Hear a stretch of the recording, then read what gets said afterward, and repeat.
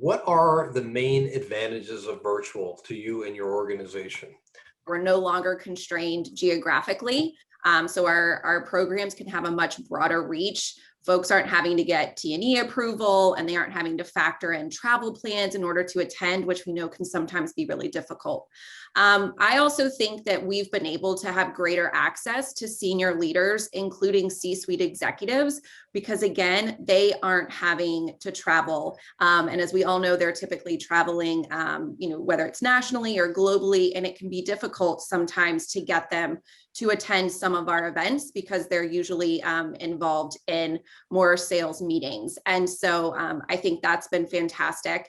And then also one of the things that I always remind my sales teams is that this has really given us a chance to learn about what motivates people personally as well as professionally. So we have a really rare, unique opportunity to get a glimpse into people's private lives. And I always say, without being creepy, you can use that information in a variety of ways as part of your follow-up strategy to help your messaging resonate on a personal level as you build a professional relationship. We've also found that it's been a lot easier for us to get really quality content to present. So getting presenters on our own events has always been really a challenge for us, and to be able to kind of get our customers to deliver case studies or to get some of our influencers in branding to present has really been a lot easier. So I feel like the quality of our events has gone up a little bit too. We've had an interesting opportunity to create intimacy with our audience and with senior level audiences that we've never really had before.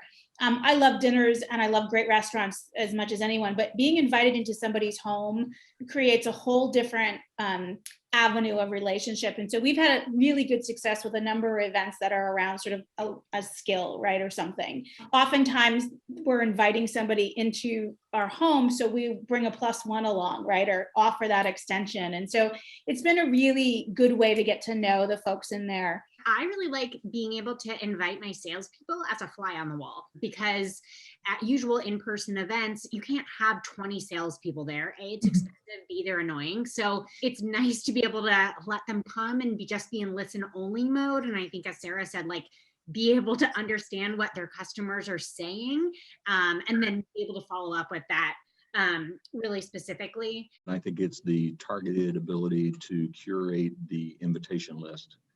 Getting people there that may have some credentials that speak to someone else. For example, if I just look at this panel, I see Sara, Melissa, Samantha, and I say, hey, based on their positions, what they do in their industries, I would like to be a part of this particular meeting as well. So I think sometimes that will encourage those that you want to come to a meeting to hear whatever it is that you want to present.